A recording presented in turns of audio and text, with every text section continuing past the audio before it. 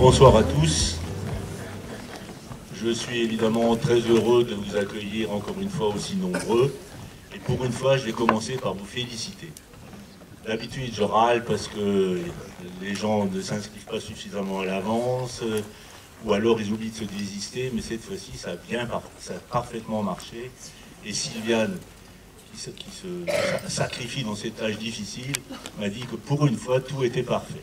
Les annulations, les inscriptions, on a pu jauger exactement le nombre de personnes, et donc ce soir, nous sommes 168 personnes dans la salle. Merci de votre confiance. Je pense que vous appréciez les conditions de confort du trèfle, et je voudrais encore une fois remercier le trèfle, en particulier M. Chérel, le président, Julien qui fait l'installation, et ce soir Chloé, qui est responsable de la soirée. Donc d'abord je voulais vous expliquer comment on en est arrivé à la soirée de ce soir. Il y a le cycle semestriel est consacré à l'archéologie, quoi de neuf. En fait, on a constaté il y a à peu près 6 mois que dans un rayon de 30 km autour de Molsheim, il y avait plein de fouilles archéologiques, plus intéressantes les unes que les autres. On partait de la fouille de Moutzik, moins 19 000 avant Jésus-Christ, à la fouille du Pourpourkov qui a défrayé la chronique tout récemment, mais aussi à la fouille du village de Beblenheim, et enfin à la fouille du Struthof. Alors le Struthof, c'est quelque chose que nous connaissons déjà, parce qu'on a déjà fait une série de conférences là-dessus. Et d'ailleurs ce soir, on a la chance d'avoir dans la salle un des conférenciers qui nous avait fait une conférence il y a à peu près 5 ans sur les Ortsgruppenleiter, M. Pascal Schneider. J'en profite aussi maintenant que je fais les salutations, il y a d'autres conférenciers, mais qui n'étaient pas spécifiquement autour de la Deuxième Guerre mondiale. J'en profite aussi pour saluer mon ami Marc Cher, qui nous fait le grand privilège de se déplacer depuis Roto jusqu'à Molsheim. Je salue également Michael Landol, le directeur du CERD. J'en reviens au Struthof. Donc le Struthof, on en sait tous pas mal de choses. On a d'ailleurs fait une visite guidée. On a fait la première conférence il y a 5 ans, on en a fait d'autres il y a 4 ans. Les thèmes étaient très variés. On a donc fait des conférences avec M. Toledano pour les vacances au Struthof avant, puisqu'on sait tous qu'en fait le Struthof a cette particularité d'être un camp de concentration. Le premier camp de concentration est le seul qui existe en France, c'est le premier que les troupes alliées ont rencontré. Et ce camp de concentration a une histoire qui était déjà belle avant, est devenue horrible, et s'est perpétuée ensuite, puisque le Struthof c'est avant, pendant et après. Mais la conférencière vous en parlera beaucoup mieux que moi. Ce qui était donc très intéressant, c'est d'aborder le Struthof sous un angle nouveau, un regard nouveau. Et celui-là, il est lié à l'archéologie. Parce que la plupart d'entre vous connaissent le camp et ne savaient pas qu'on pouvait fouiller. Lors des dernières conférences, personne n'avait jamais parlé d'archéologie. C'est la première fois ce soir que vous entendrez parler d'archéologie. Et très peu de gens savaient qu'à côté du camp, à côté du camp de concentration lui-même, il y a un camp de travail qui est le sujet de ce soir. Et ce camp de travail, Héloïse le connaît dans tous ses détails. Et la conférence qui est donc intitulée « La carrière du camp de concentration de Nazi Struthof, fouille d'un espace de travail forcé au service de l'économie de guerre allemande de 1941-1944 ». Celle qui va défendre ce projet, c'est Juliette Ranger. Alors, Juliette a une particularité, comme les autres conférenciers du cycle d'archéologie, c'est qu'elle est très jeune. Elle est très jeune, mais moi, ce qui m'a épaté lorsque j'ai fait des recherches à son propos, c'est qu'elle a, à son âge, aussi jeune, elle a déjà un podcast sur France Culture, que je vous invite à voir. Vous regardez sous Carbone 14 et vous voyez le podcast consacré au camp de concentration de Struthof-Natzweiler. Et ce podcast, il n'est même pas récent, il a déjà 2 ou 3 ans. C'est bien ça, Juliette? 2 ans. Donc je vais un peu vous donner ses caractéristiques. En 2020, elle était déjà responsable de la prospection archéologique au sein de la carrière de Natzweiler Struthof. C'était la première opération archéologique au sein de la carrière. En 2021, elle a soutenu un master en archéologie à la faculté de Strasbourg portant sur études architecturales et fonctionnelles de l'ancien camp de Natzweiler Struthof, croisement des données archivistiques et archéologiques, sous la direction de Jean-Jacques Schwinn, qu'on connaît bien, il est venu nous parler des châteaux, et de Michael Landolt, qui est là ce soir. En 2021, on lui a donné la responsabilité de toutes les fouilles archéologiques programmées au sein de la carrière de Natzweiler-Struthof. Et depuis février 2023, elle soutient une thèse de master, non, une thèse de doctorat, pardon, elle est doctorante en thèse, à double titre, en entreprise et à la faculté, avec un sujet qui est le suivant. Je vais essayer de parler doucement.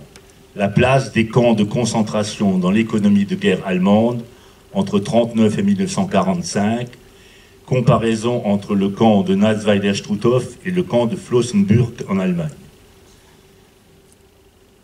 Le travail va être considérable, je crois qu'il en est déjà 900 pages. Ça va être une somme, et je lui ai dit à titre personnel, on attend tous qu'elle publie très rapidement, sous une forme un peu moins austère que la forme d'une thèse, un travail qui soit accessible à tout le monde. Je vous demande donc d'accueillir chaleureusement notre conférencière de ce soir. Merci.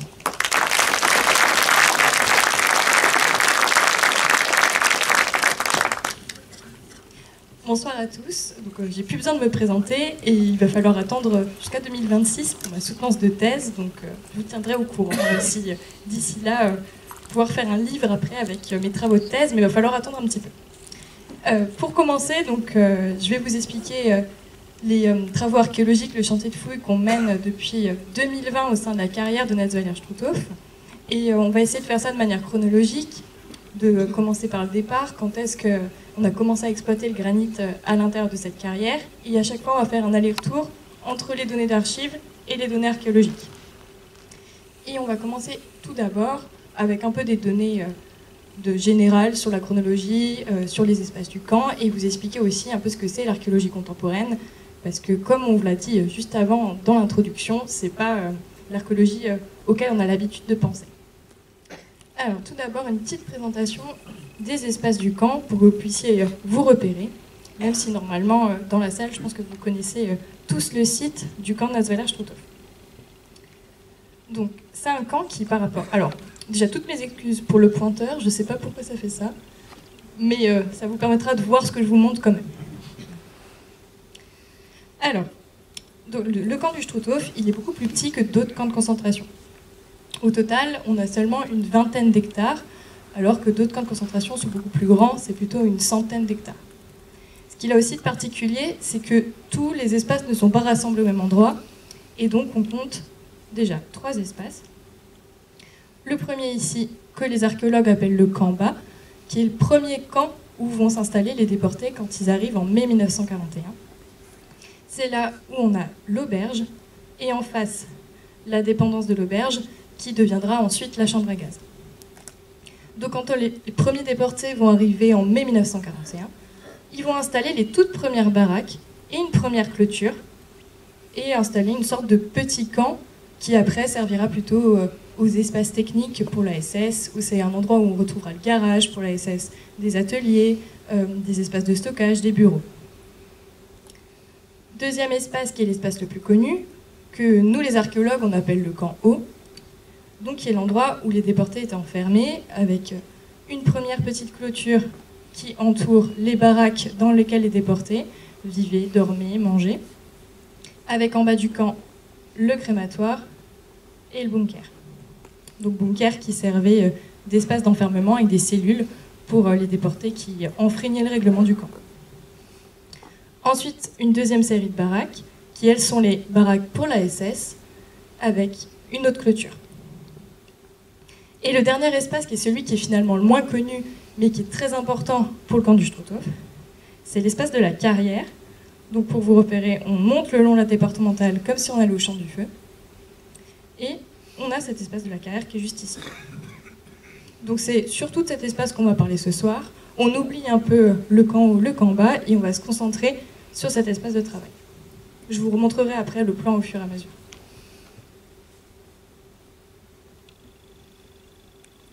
La chronologie de ce camp, c'est aussi un point qui est très important, ça a été déjà mentionné dans l'introduction. Ce qu'il faut retenir, c'est qu'il n'y a pas juste la période du camp de concentration. C'est un site qui va avoir une vie avant le camp de concentration et une vie après, et ça va avoir un impact sur les bâtiments qu'on va trouver et sur les objets qu'on va trouver pendant les fouilles archéologiques. Donc pour vous résumer ça rapidement, mais après on le verra au fur et à mesure de la conférence. Donc on a une première phase avant-guerre qu'on peut appeler période agricole, période touristique, où la montagne, il n'y a presque pas d'installation, on a juste une ferme, une auberge, et on a une activité à la fois agricole et touristique, avec des personnes qui viennent faire du ski, de la luge l'été ou de la randonnée. On va avoir ensuite l'installation du camp à partir de 1941 et jusqu'à 1944. Puis une toute petite phase qui est souvent méconnue. Donc au moment de l'évacuation du camp, à la fin de l'année 1944, les milices de Darnand, donc les milices françaises de Vichy, vont se replier vers l'Allemagne et une partie de ces miliciens vont être logés dans les baraques où étaient les déportés. Donc on va avoir un moment de flou où les déportés sont évacués vers l'Allemagne et où une partie de la milice vichiste va se retrouver à loger dans les mêmes baraques où étaient les déportés quelques jours avant. Et les déportés qui restaient dans le camp au moment-là, eux vont être logés dans les baraques de la carrière, là où on travaillait normalement, mais ce n'était pas un endroit de logement. Donc, mais ça, c'est une période qui dure seulement quelques jours, quelques semaines. Puis l'arrivée donc des troupes américaines dans le camp en novembre 1944, avec un camp qui est complètement vide, mais qui est encore utilisable. Rien n'a été démonté, les baraques sont encore en place, il y a encore l'électricité, l'eau. Et ça va être important, parce que c'est en partie le fait que le camp soit encore utilisable qui va conduire à la période d'après. De novembre 1944 à novembre 1945, le camp est réutilisé comme camp d'internement administratif. Donc on va enfermer dans les mêmes baraques où étaient juste avant les détenus, les déportés. On va y enfermer des civils allemands, mais aussi des Alsaciens accusés de collaboration. Alors je vous dis accusés parce qu'ils ne passent pas par des tribunaux. Ils sont accusés par leurs voisins, par n'importe qui, et ils sont ramenés par les militaires ou par la police au camp d'internement administratif. Et cette phase, elle va durer 1 an, jusqu'à novembre 1945. On va avoir enfermé dans le camp à la fois des personnes âgées, des enfants, des familles, des Allemands, des Alsaciens. En novembre 1945, ce camp d'internement arrête, et ça devient un centre pénitentiaire français, dans lequel on va enfermer uniquement des jeunes hommes qui, eux, sont passés par des tribunaux. Ils ont été jugés, ils ont eu des peines très lourdes, parce que souvent ils ont collaboré, ils ont été dans la milice ou dans la SS de manière volontaire. Et ils vont écoper d'une dizaine d'années d'enfermement, et souvent de peines comme de la dégradation nationale, c'est-à-dire qu'ils perdent leurs droits, et qui sont une partie de leurs droits civiques. Et donc ils vont être dans ce camp jusqu'à 1949. Et ça sera important pour la suite, parce qu'on va vouloir les rééduquer. L'État français va utiliser les baraques où étaient les déportés pour loger ces détenus, et ils vont utiliser aussi les baraques de la carrière, qui étaient des espaces de travail, pour faire comme un centre de formation professionnelle. Leur objectif, c'était de leur donner une formation professionnelle pour après pouvoir les réinsérer dans la société civile. Donc on va avoir une utilisation de tous les espaces du camp, et ça va avoir un impact sur ce qu'on trouve en fouilles archéologiques. Et en 1949, le camp il commence à être délabré, à plus pouvoir être utilisé comme prison, et donc la prison va fermer, et ça va devenir, au fur et à mesure, l'espace mémoriel que vous connaissez aujourd'hui. Donc voilà pour le petit rappel chronologique. Alors, pourquoi fouiller un camp ? Généralement, quand on vous parle d'archéologie, vous allez plutôt penser les Romains, les Gaulois, et pas forcément fouille d'un camp de concentration. Et on peut se dire évidemment qu'il y a beaucoup d'archives, et que faire de l'archéologie, ça apporte peut-être pas grand-chose. Alors je vais vous montrer un peu qu'est-ce que c'est l'archéologie contemporaine, et qu'est-ce que ça apporte de nouveau, et pourquoi ça nous aide à mieux comprendre l'espace du camp Nazaire-Struthof.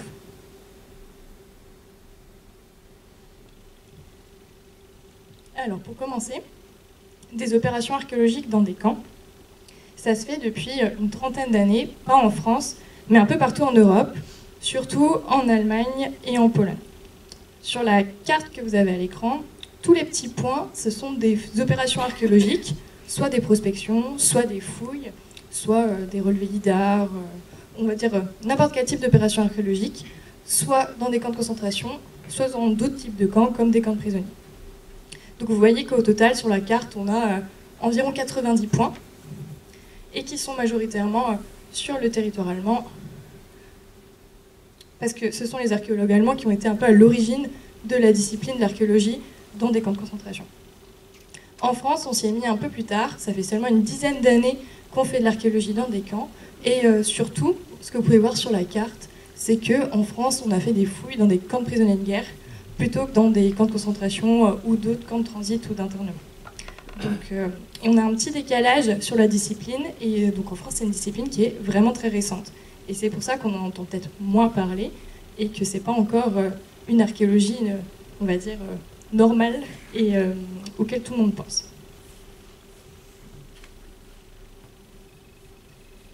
Pour ce qui est de l'archéologie au Struthof, la première opération, elle est assez tardive, elle date de 2018. Donc la première opération, elle a été menée par Archéologie Alsace en 2018 par un de mes collègues. Donc c'est des opérations qui vont plutôt dans le camp, notamment dans le cadre des travaux de restauration de la nécropole et du mémorial. Vous voyez qu'il y a des sondages qui ont été réalisés à cet endroit. C'est l'emplacement d'une baraque administrative de la SS. Les travaux archéologiques dans la carrière, eux, ils datent de 2020, et donc c'est ce que Guy vous a présenté en introduction, donc avec une prospection en 2020 au sein de la carrière.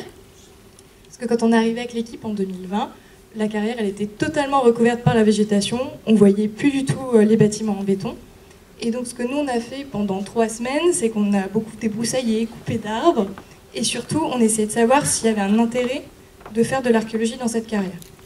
On a pris plein de photos, fait des relevés, et on s'est rendu compte qu'il y avait un énorme potentiel et qu'on savait presque rien de cette carrière, alors que c'est elle qui est à l'origine du camp Nassweiler-Struthof. Et c'est ce qui a conduit aux fouilles programmées qu'on mène maintenant tous les étés au mois d'août, et donc avec une équipe d'étudiants que vous voyez sur les photos.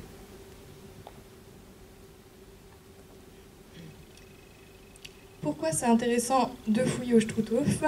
Alors, c'est une histoire de données, d'état des lieux, de ce qu'on sait du camp.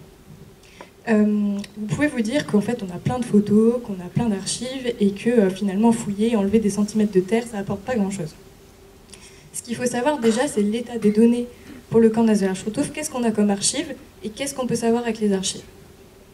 Il y a beaucoup de camps, on a beaucoup de photographies et on arrive à voir les bâtiments, comment ils évoluent, comment ils sont construits.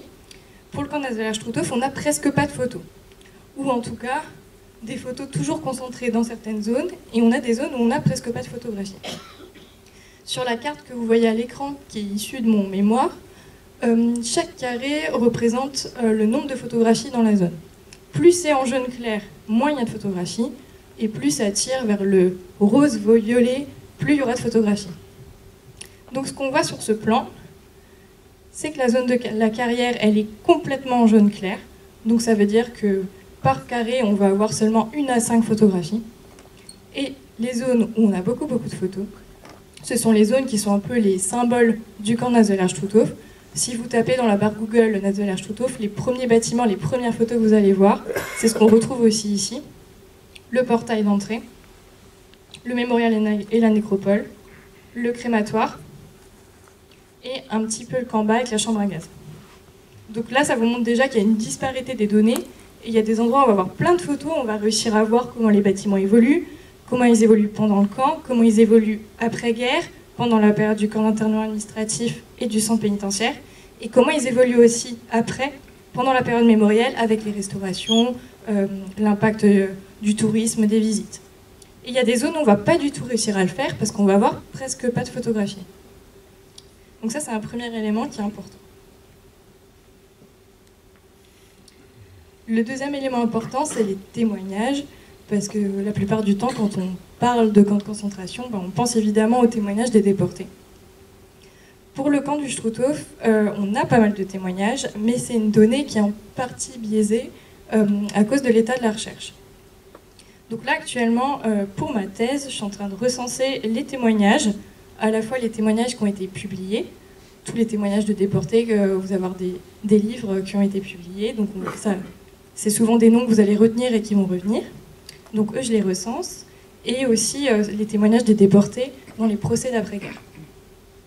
Et en fait, ces données, ça nous montre que les personnes qui ont témoigné, en tout cas les témoignages qu'on utilise pour faire l'histoire du Struthof, c'est majoritairement des déportés français qui, eux, sont arrivés en majorité à partir de 1943 au Struthof.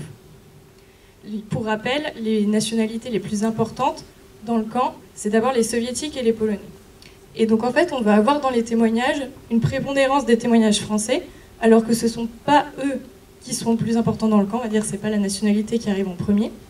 Et ça, c'est une histoire d'état de la recherche. On a fait en France la recherche sur les déportés français, leurs témoignages ont été publiés, on a essayé de retracer leurs histoires, et donc c'est ces témoignages-là qu'on va mettre en avant dans des expositions, dans des livres, et on n'a pas fait le travail de recherche pour les déportés soviétiques et polonais, qui sont retrouvés après la Seconde Guerre mondiale, avec la guerre froide de l'autre côté, dans le bloc soviétique, et donc tous ces témoignages, ils ont été effacés, on les a pas, et ça oblitère une partie de la mémoire du camp.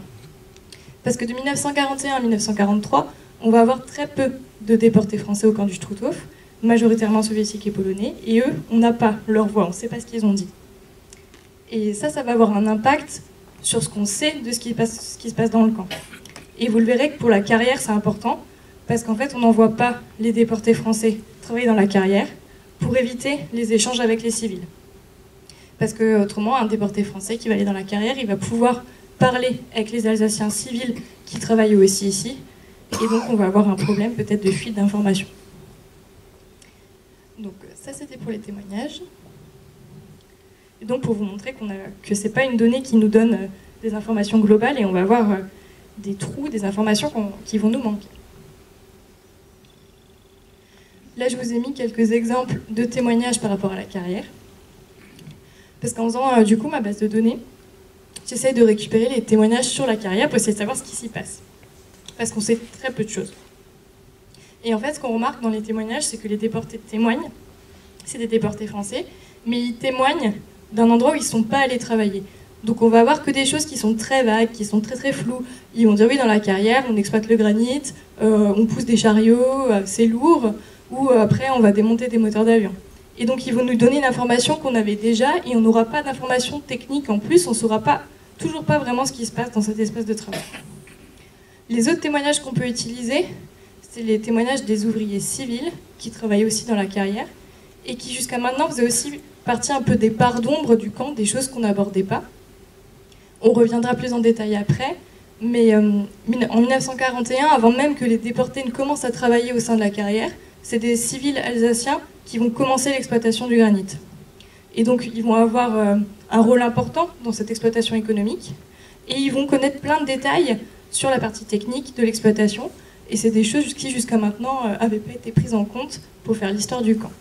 Donc là vous avez à droite le témoignage de Joseph Keller, qui est le propriétaire d'une entreprise, et qui va faire travailler son entreprise dans la carrière de granit.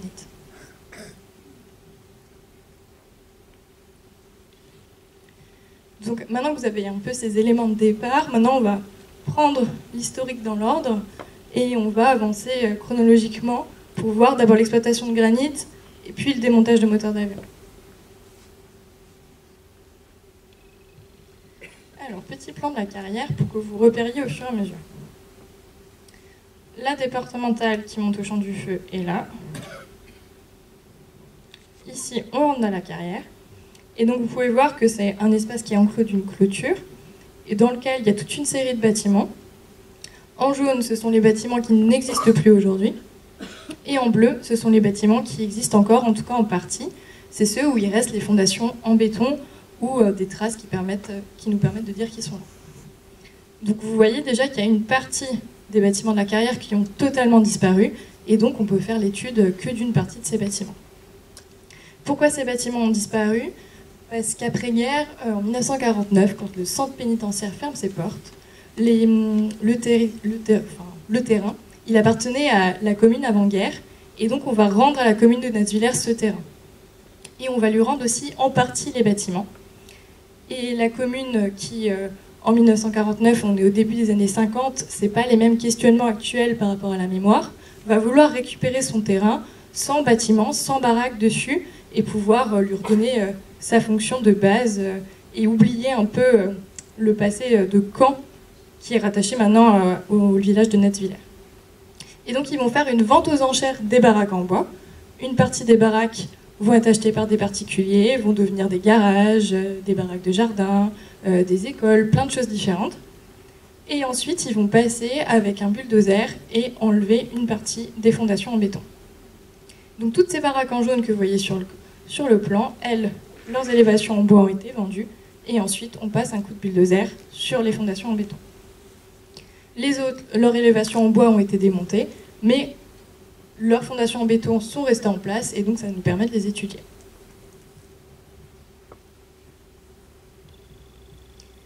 Pour ceux qui sont encore jamais venus dans la carrière, qui sont jamais allés se promener ou qui sont jamais venus nous voir pendant la porte ouverte du chantier, je vous ai mis quelques petites photos au drone de l'été dernier. Donc la départementale est là au-dessus, et vous voyez en dessous le frontail, et après une sorte de plateau qui est en fait l'espace de travail de la carrière, qui est une terrasse complètement artificielle faite avec les déblais qui viennent du frontail. Je vous montrerai après les photos d'archives. Et sur cette esplanade, on retrouve à quelques emplacements des baraques. Vous voyez au fond une fondation en béton, qui est une des baraques qu'on a fouillées l'été dernier. Et il y en a une aussi juste ici. Vue dans l'autre sens, avec le Mont Louise au fond et deux autres bâtiments en béton dont on parlera tout à l'heure. Donc vous voyez qu'on n'est pas du tout dans un espace mémoriel, on est au milieu de la forêt communale de Natsvillers et que pour l'instant, il n'y a rien qui permet de mettre en valeur ces bâtiments et que c'est un peu l'archéologie qui a permis de les remettre en valeur, de montrer qu'ils étaient là et qu'il y avait quelque chose à étudier. À l'hiver 1940, alors que la colline, enfin le Mont Louise est un espace de pâturage, on va avoir une équipe de la SS avec à sa tête un géologue qui s'appelle Carl Blomberg, qui va être missionné par la SS pour venir faire une prospection géologique. Ils vont faire un peu comme les archéologues, ils vont faire toute une série de sondages sur le flanc de la montagne et ils vont enlever la terre pour essayer de découvrir le granit et voir si le granit est exploitable ou non.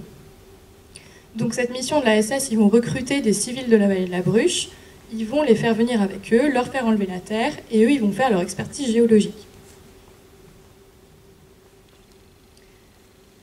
Et ils vont conclure que ce granit est exploitable et qu'on va pouvoir le faire exploiter par de la main-d'œuvre pour après l'utiliser pour divers travaux. Ces sondages, je vous les ai montrés avant sur une photographie d'archives, on les voit encore aujourd'hui. Ce que vous voyez à l'écran, c'est un relevé lidar. Alors pour ceux qui ne savent pas ce que c'est, un lidar, c'est on envoie un avion ou un drone.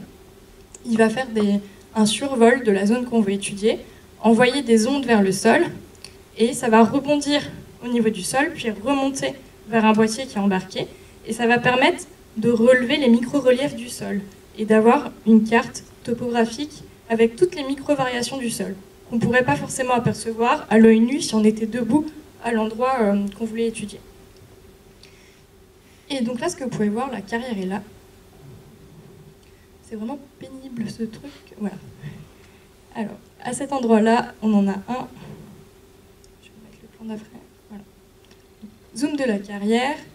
Et on a ici un des anciens sondages géologiques de Blomberg. On en a un autre ici. Et en fait, on arrive à repérer sur le lidar les 5 sondages géologiques qu'on avait sur la photographie d'archives que je vous ai montré jusqu'avant.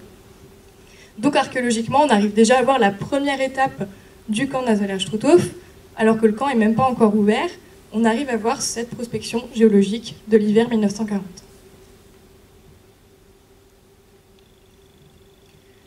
Donc à partir de 1941 et jusqu'à 1942, ce granit, il va être exploité, on va mettre en place la carrière.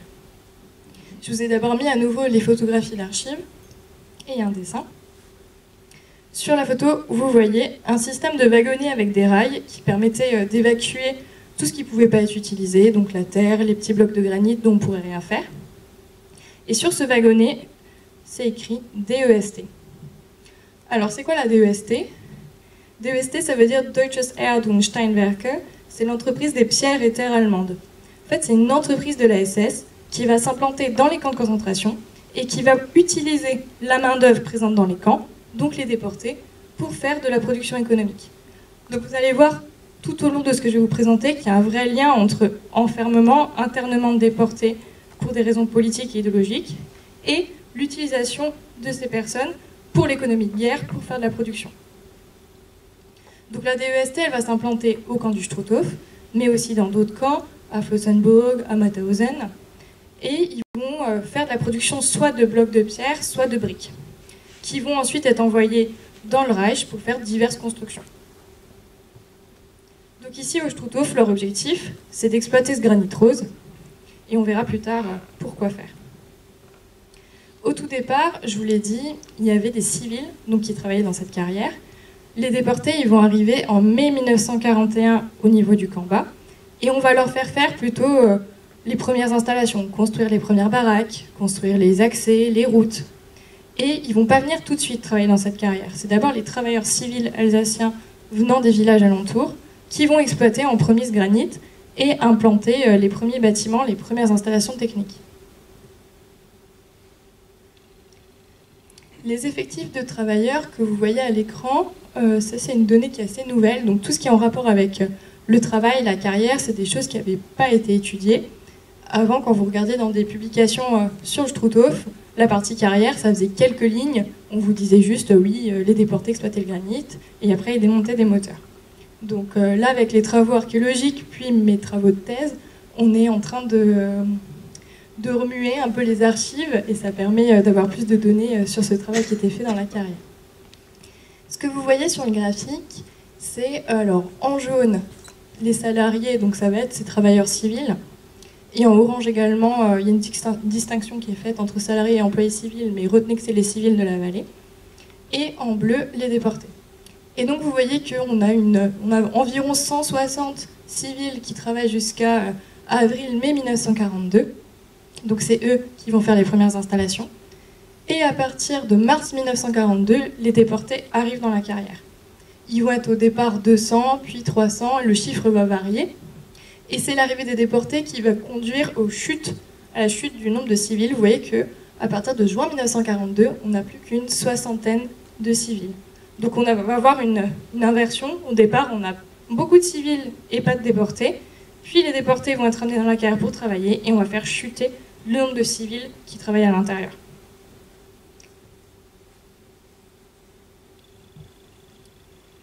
Donc là, c'est une photographie de la carrière en 1942. On est au moment du début de l'exploitation du granit. Ce que vous pouvez voir, c'est que on a l'aménagement du frontail. Donc c'est l'endroit où on va extraire les blocs de granit. De ce frontail partent les wagonnets qu'on a vus sur la photographie juste avant. Ils sont installés sur des rails. Et avec ces rails, on va venir évacuer dans la pente tout ce qu'on ne peut pas utiliser. Donc je vous disais, le sable, la terre, les petits blocs de pierre. Et à force de jeter tout ça dans la pente, ça va créer une vaste terrasse artificielle qui est la grande terrasse actuelle de la carrière. Donc en fait, ici, maintenant, à l'endroit où avant il y avait une pente où on rejetait du déblai, on est à l'emplacement d'un des grands bâtiments dans la carrière, que je vous montrerai tout à l'heure.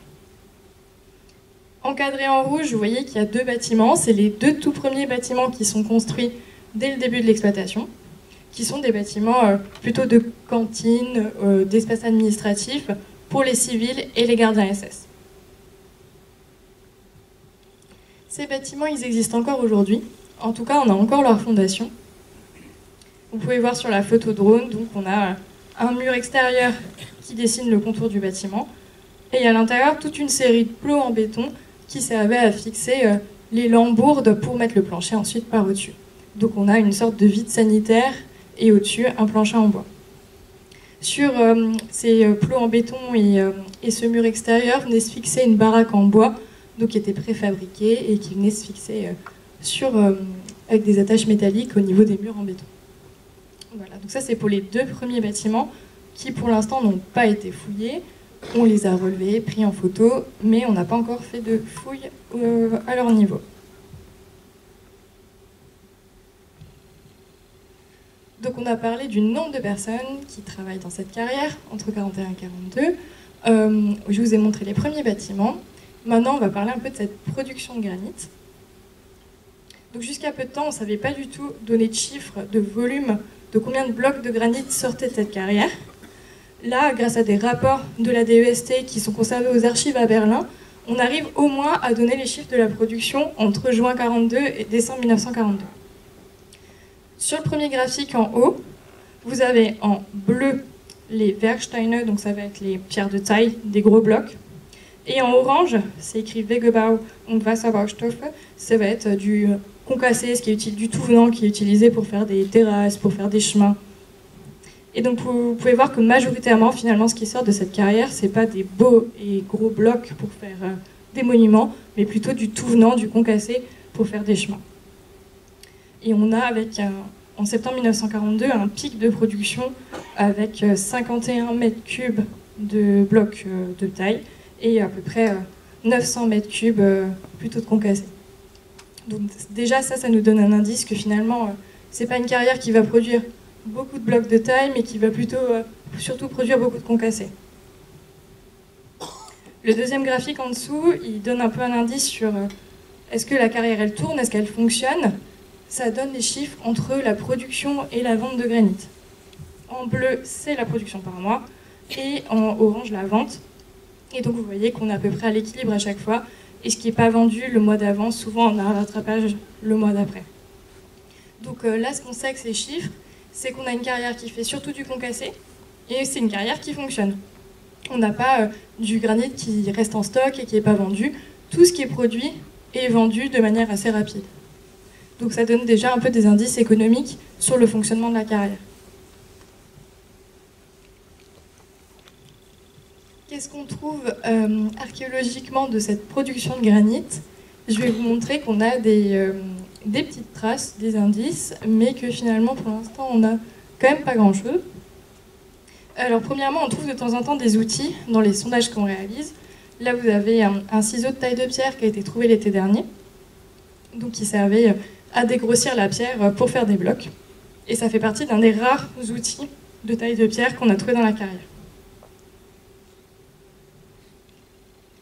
Après, on va avoir quelques indices sur toujours cette production de granit.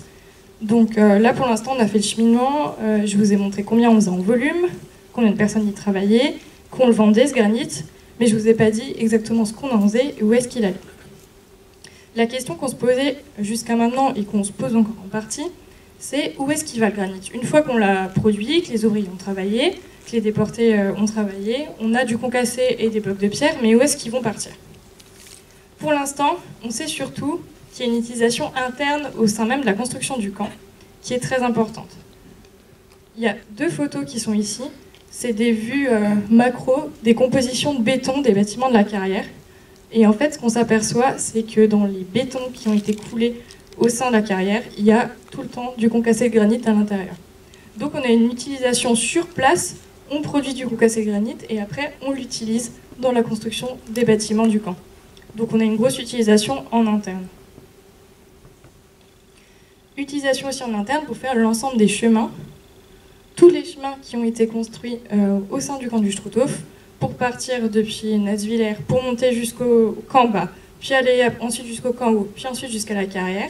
Ce sont des chemins en bloc de granit qu'on voit sur les photographies d'archives. Vous voyez qu'ils sont en train de construire le chemin qui monte à la carrière. On aperçoit au fond les baraques que je vous ai montrées tout à l'heure. Et on voit au premier plan les gros blocs de granit. Et on a fouillé une petite portion de cette route. Ça fonctionne un peu comme une route gallo-romaine ou comme une route médiévale, avec des gros blocs au fond, puis par au-dessus du concassé un peu plus grossier, et au-dessus encore des bandes de roulement avec du sable, du concassé qui est plus fin. C'est le même fonctionnement, et c'est essentiellement, enfin c'est même que des blocs de granit rose qui proviennent de la carrière du Struthof.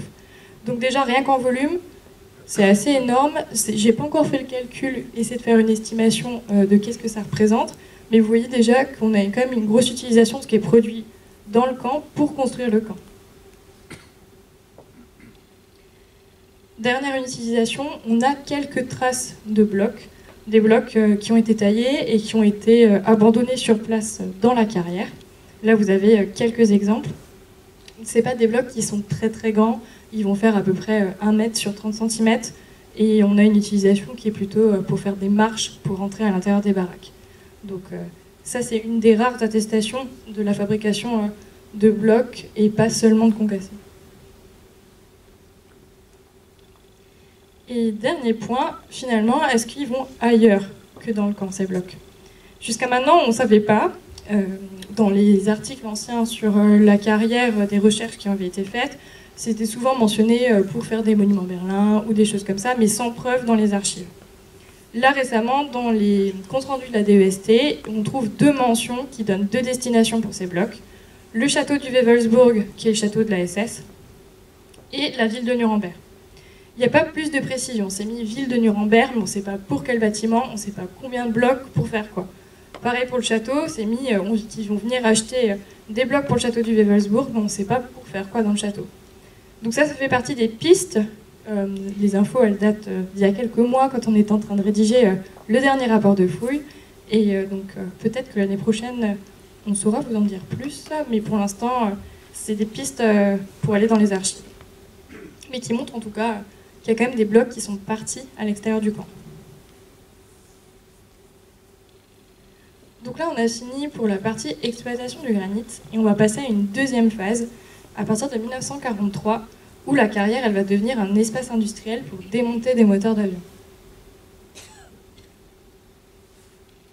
Je vous remonte le plan.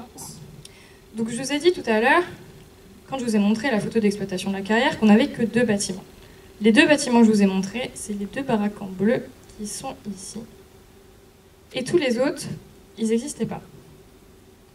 À partir de 1943, quand la carrière va changer de fonction, quand on va dire à la DEST, bon, la guerre s'intensifie, finalement produire des blocs, c'est peut-être plus la priorité. Il faudrait peut-être s'insérer dans l'économie de guerre et contribuer à la production d'armements ou d'éléments aéronautiques. Et donc la DEST va faire construire toute une série de bâtiments, qui sont ceux que vous voyez ici, qu'on appelle des halles, qui vont servir d'atelier pour démonter des moteurs d'avion, et 2 autres grands bâtiments qui sont ici, qui sont une forge et un dépôt. Et donc la carrière, qui était avant un grand espace complètement vide avec juste 2 bâtiments qui permettaient de faire monter des camions, d'avoir des espaces pour pouvoir extraire des blocs de granit, faire passer les wagonnets, elle va devenir un espace qui est complètement plein de bâtiments et on ne pourra même plus accéder au frontail. Donc une mutation complète de la vocation de l'espace industriel. Donc là vous avez une photo de 1943 avec les halles qui sont en cours de construction. Donc les halles, c'est ces bâtiments-là. On a toujours la même architecture, une dalle en béton et une baraque en bois qui vient par au-dessus. Et vous voyez qu'elles ont des grandes baies vitrées et des portes coulissantes comme des ateliers ou des granges. Et derrière la baraque, là, on voit le frontal, dont l'accès est complètement bouché parce qu'on a des bâtiments qui sont devant tout le long. Donc dans ces halles, on va faire démonter des moteurs d'avion ou déportés. Ces moteurs d'avion, c'est quoi? Ils viennent d'où? Donc c'est des moteurs d'avion Junkers, Jumo 211, qui viennent de l'usine de la Méno, l'usine Matisse, qui pendant la Seconde Guerre mondiale devient une usine de moteurs d'avion Junkers, dans lequel on va produire des avions et où on va tester sur des bancs d'essai des moteurs d'avion.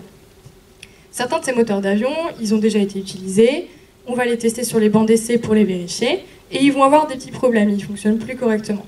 Ces moteurs d'avion qui ne fonctionnent plus, on va les envoyer par train jusqu'à la gare de Roto, puis ensuite par camion jusqu'à la carrière, et on va demander aux déportés de les démonter et de trier entre les pièces qu'on pourrait réutiliser pour faire encore des moteurs d'avion et les petites pièces dont on ne peut plus rien faire.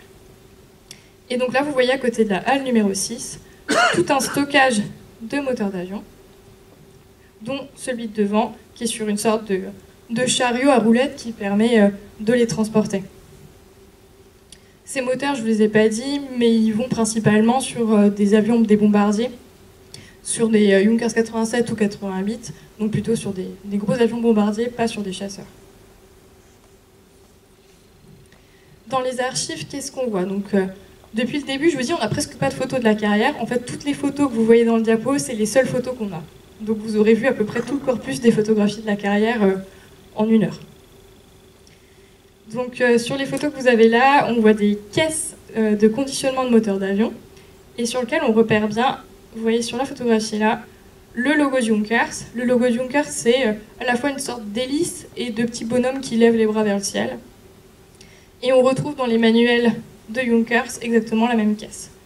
Donc déjà, ce qu'on repère sur les photographies d'archives, c'est bien des caisses de transport pour moteurs d'avion. Au niveau des effectifs de travailleurs, on était, je ne sais pas si vous vous rappelez, à peu près à 200-300 déportés en 1942 qui travaillent dans la carrière.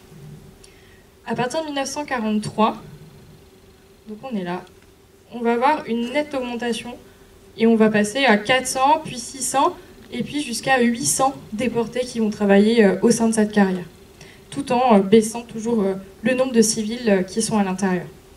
Bon, cette augmentation de travailleurs dans la carrière, donc en rouge, c'est ceux qui sont dans la carrière, en bleu, c'est l'effectif total du camp. Vous voyez que l'augmentation, elle est en rapport aussi avec le fait qu'il y a plus de déportés dans le camp.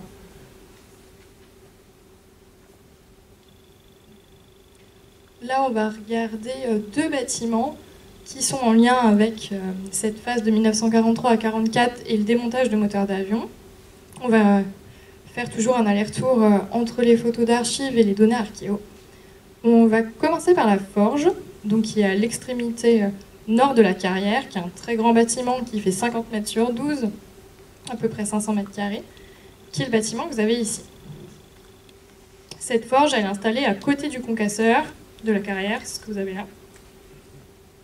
Et donc c'est un grand bâtiment avec un soubassement en béton, donc vous voyez le soubassement en béton qui est ici, et une grande baraque en bois par au-dessus.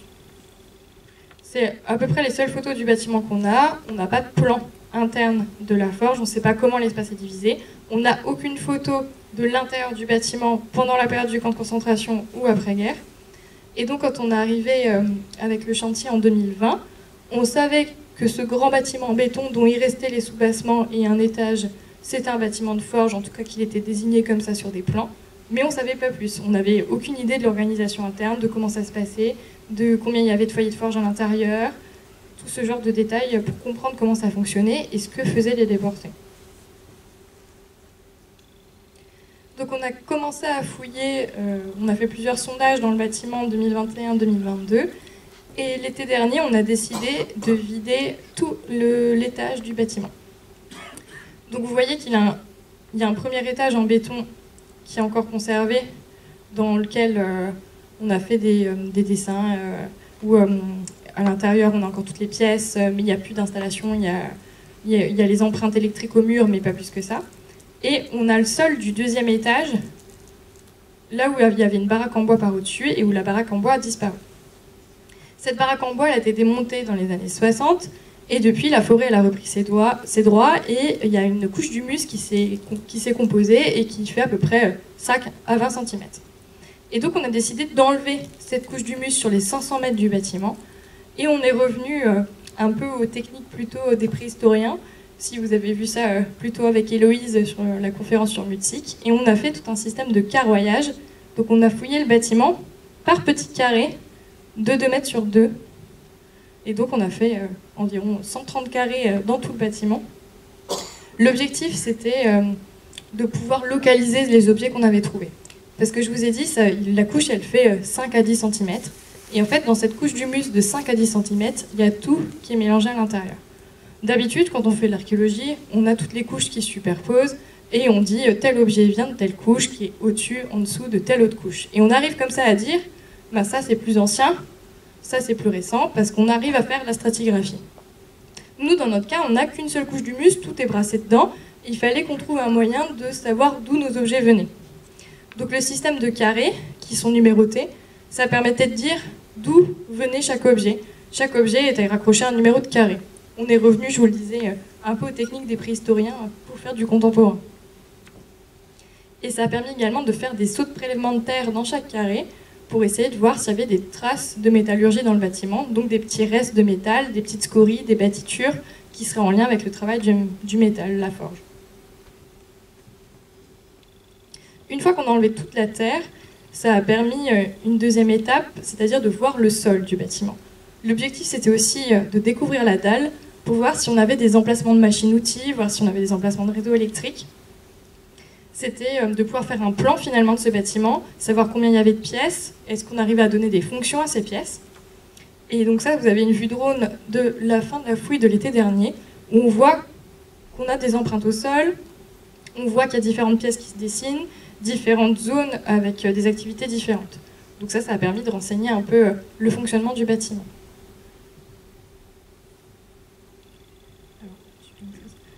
Donc sur la photographie là, vous voyez qu'il y a 3 fois ce type de structure.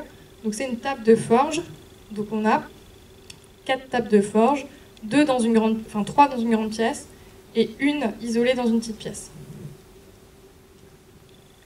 Vous avez une photo détaillée d'une d'entre elles et je vous la remontrerai après. Et je vous ai mis quelques photos de ce qu'on a étudié. Donc des dalles en béton surélevé avec des emplacements de machines, des emplacements des réservations dans le sol qui montrent qu'il y avait peut-être des établis, des étagères, des emplacements pour des enclumes. Tous ces détails qui ont permis de faire un peu un plan détaillé, de donner des fonctions aux pièces. Et surtout les forges qu'on a pu étudier, qu'on a pu dessiner, photographier, et qu'on peut comparer avec des forges industrielles classiques du XXe siècle dans des industries. Alors, comment ça fonctionne? Sur chaque table de forge, on a 2 postes. Un ici et un là. De chaque côté de la forge, on a des bacs en béton qui sont les bacs de trempe. Au milieu, 2 espaces de chauffe, un ici et un derrière. Au-dessus venait un système de hotte pour l'évacuation des fumées. Ce système de hotte, il s'est effondré à l'arrière du bâtiment, à l'extérieur, lors du démontage du bâtiment dans les années 60. Et donc c'est ce qu'on retrouve sur des photographies et archives qui n'ont rien à voir avec le camp du Struthof. C'est une école début XXe siècle de forge. Et vous voyez que c'est exactement le même système avec une hotte au-dessus de la forge, la table de forge en dessous et des plots pour des enclumes à l'arrière. Normalement plutôt des billots en bois. Chez nous, on a des emplacements de plots en béton qui devaient servir à fixer par au-dessus un billot en bois. Qu'est-ce qu'on retrouve comme trace de l'utilisation de ces forges? Alors, on retrouve quelques outils qui ne sont pas très nombreux. Donc, parce que le bâtiment il a été réutilisé, je vous l'ai dit, après-guerre. Donc, les outils ils ont pu être récupérés, ils ont été réutilisés pour le centre pénitentiaire. Puis, la prison a été abandonnée, le bâtiment détruit. Donc, on retrouve peu d'objets utiles, on va dire. On a une lime cassée, des petits bouts de scie à métaux cassés aussi. Donc ça, c'est les quelques outils en rapport avec la métallurgie qu'on va pouvoir trouver. Et ensuite, on va retrouver plein de ce qu'on appelle des scories, donc qui sont ces déchets en lien avec l'activité de forge. Donc les scories, d'où elles viennent? Quand on chauffe le métal, ces petites boulettes sont en fait un mélange entre le métal fondu, le charbon, et ça va tomber de la table de forge et ça va former ces petites boulettes qui sont un mélange de plusieurs choses et qui sont des déchets qu'on ne peut pas récupérer. Donc nous, ce qu'on a fait, c'est je vous l'ai dit, on a fait des prélèvements de terre dans chaque carré. Et après, l'équipe de fouille a tamisé tous les seaux et passé à l'aimant. L'objectif, c'était de voir dans quelle pièce on retrouvait ces petites scories, où est-ce qu'on avait des traces d'activité. Et les résultats, ils ont été un peu surprenants, parce que nous, on s'attendait à avoir toutes les scories au niveau des foyers de forge. Et en fait, pas du tout, il n'y avait presque rien au niveau des espaces de travail. Tout vient d'une seule et même pièce. Et d'une autre qui avait été fouillée l'année précédente. En fait, la majorité des scories qu'on a trouvées, elles semblent être des couches d'isolation sous des planchers des 2 petites pièces que vous avez ici, et c'est pas les résidus en fait directs de ces tables de forge, c'est plutôt des installations, des niveaux d'isolation, comme ce qu'on peut retrouver dans les greniers des maisons alsaciennes, comme la scorie utilisée comme isolant. Donc là, il y avait une couche de scorie qui était mise au sol sur la dalle béton, et par au-dessus un système de plancher, dont on retrouve les accroches et les empreintes dans les fondations en béton.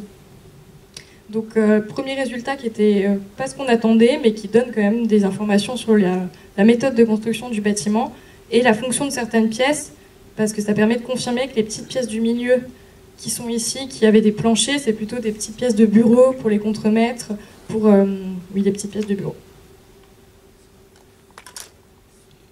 Deuxième chose, on a fait une carte de répartition des objets, donc tout confondu ce qu'on avait pu trouver dans la forge. Et donc plus c'est clair, moins il y a d'objets, plus c'est rouge, plus il y a d'objets. Et ça nous montre qu'ils viennent principalement plutôt des zones de forge et d'une petite pièce juste à côté. Et ça peut être en lien avec la destruction du bâtiment, parce qu'on a l'impression qu'une partie des élévations en bois, elles ont été brûlées dans les tables de forge après-guerre, et donc tous les clous qui étaient sur les planches du bâtiment, ils sont tombés tout autour. Donc on a une concentration qui est plutôt en lien avec la démolition du bâtiment dans les années 60. Dernière petite carte de répartition des objets. Là, c'est les objets qui sont, on va dire, intéressants, parce que généralement, ce qu'on retrouve quand on fouille, on trouve des quantités très très importantes d'objets pour la période contemporaine. Là, pour l'été dernier, en 2023, on avait 10 000 objets, ce qui est très très important, ce qui donne après beaucoup de travail en post-fouille. Mais c'est souvent des objets qui vont être en lien avec l'architecture des bâtiments, ça va être beaucoup de clous, beaucoup d'écrous, beaucoup d'éléments de charpente, des briques, de la toile goudronnée, tout ce il va plutôt être en lien avec la démolition des bâtiments. Et finalement, les objets en lien avec le travail, avec les déportés qui ont travaillé dans ces espaces industriels, on en a très très peu. Donc peu d'indices sur ce qui se passe à l'intérieur. Là, sur le plan, vous avez un peu les objets qui nous permettent d'avoir des indices sur ce qui se passe dans le bâtiment. Tous les petits stickers verts, c'est des chutes de découpe. On a tout un lot de petites tôles qui ont été découpées, qui montrent une activité de découpe du métal. On a quelques lingots de fer, quelques objets en métal qui semblent être artisanaux et bricolés. Et on a 4 couteaux, 4 lames de couteau qui sont concentrées, donc c'est des pastilles bleu foncé, au niveau de cette petite pièce. Je vous expliquerai juste après notre hypothèse. Et donc vous voyez que finalement, on arrive à avoir peu de données sur ce qui se passe dans cette forge. On sait qu'on a un bâtiment de forge, qui a 4 tables de forge, à chaque fois 2 postes. On arrive à comprendre un peu comment le bâtiment fonctionne. Mais on a peu d'objets qui ont été faits dans le bâtiment et qui permettent de nous dire mais qu'est-ce qu'ont fait les déportés dans ce bâtiment de forge pendant 2 ans. Au point que même les 4 couteaux qu'on a trouvés, en fait, ils seraient plutôt en lien avec l'après-guerre. Ça permet de faire le lien avec ce que je vous ai dit au début, que en fait, il y a plusieurs phases dans ce camp du Struthof et que ça a un impact sur ce qu'on trouve et que dans ces 5 à 10 cm de terre, on va trouver à la fois les objets du camp de concentration, du camp d'internement administratif, du centre pénitentiaire et même des touristes depuis les années 50 jusqu'à aujourd'hui. Depuis qu'on fouille, depuis 2021, par exemple, on a déjà trouvé des négatifs de Polaroid des années 50 dans les couches de terre. Donc vous voyez qu'il y a vraiment tout qui est brassé et que c'est un peu compliqué parfois de dater les objets. Là, pour ces 4 couteaux, la théorie actuelle, c'est que ça serait en lien avec le centre de formation dont je vous ai parlé au début, où on forme les détenus qui sont enfermés dans la prison d'après-guerre. On va leur donner une formation de forge, de menuiserie, de chaudronnerie, zinguerie, de plein de choses différentes. Et dans les archives départementales du Bas-Rhin, on a les programmes du centre de formation. Et dedans, on a notamment atelier de forge-serrurerie dans la carrière. Et on soupçonne que les 4 couteaux qu'on a trouvés, donc vous avez 2 exemplaires à l'écran, qui sont en fait des ébauches qui ne sont pas du tout terminées, qui sont complètement de travers, qui n'ont pas été terminées, ça soit les exercices qui ont été demandés aux détenus du centre pénitentiaire. Donc ça permet de faire un lien avec la suite de l'utilisation du camp et de ne pas faire uniquement l'histoire du camp de concentration, mais de faire toute l'histoire du site. On continue avec le deuxième type de bâtiment de cette période 43-44. On retourne à ces halles de démontage de moteurs d'avion que je vous ai montré tout à l'heure, parce qu'on en a fouillé une. Que vous voyez juste ici, qui a été fouillée l'été dernier. Donc on a fait, alors on n'a pas fait des carrés, mais c'est la même technique, on enlève les couches de terre pour arriver sur la dalle en béton. Ça permet à la fois de renseigner les objets qu'on trouve à l'intérieur de cette couche d'humus, et après de faire l'étude du bâtiment, de ce qu'il en reste, de cette dalle en béton et de ses murs. Donc là vous voyez que c'est un bâtiment qui est plus petit que la forge, c'est un format plus classique de baraque, et on voit toujours toute une série d'aménagements à l'intérieur. La même chose que pour la forge, ces halles, jusqu'à maintenant, on avait toujours des rectangles sur des plans. On savait qu'il y en avait une dizaine, qu'elles étaient désignées comme ateliers de démontage de moteurs d'avion, mais on ne savait pas si elles avaient des fonctions particulières chacune, s'il y avait plusieurs pièces à l'intérieur. De la même manière pour la forge, on n'a pas de plan, pas de photos internes, donc on savait peu de choses sur ces bâtiments. Donc là, le fait d'enlever la terre, ça a permis de voir tous les aménagements à l'intérieur. On voit de la même manière pour la forge qu'on a des emplacements quadrangulaires où il pouvait y avoir des machines-outils. De ce côté-ci, on a une série avec à chaque fois branchement électrique, puis petit muret. On soupçonne que c'est un espace peut-être pour faire de la soudure, avec des parois qui séparent les postes. Là, on a un emplacement de machine ou de lavabo avec une arrivée d'eau. Donc ça a permis déjà de repréciser un peu qu'est-ce qui se passe à l'intérieur de ce bâtiment. Donc là, vous avez un zoom un peu des différents aménagements qu'on dessine, qu'on prend en photo, avec également des bacs en briques qui ont été installés de manière plus tardive parce qu'ils viennent recouper une rigole. Donc là, de la même manière pour les objets, ce qui est compliqué dans ces bâtiments, c'est qu'on a du mal à savoir quand il y a la dalle en béton qui a été recreusée, puis recomblée. Est-ce que c'est quelque chose qui a été fait pendant la période du camp de concentration? Est-ce qu'il y a des changements d'activité pendant le camp de concentration? On enlève une machine, on en remet une? Ou est-ce que c'est en lien aussi avec la réutilisation après-guerre? Il y a plein de choses où finalement la datation, c'est un peu complexe.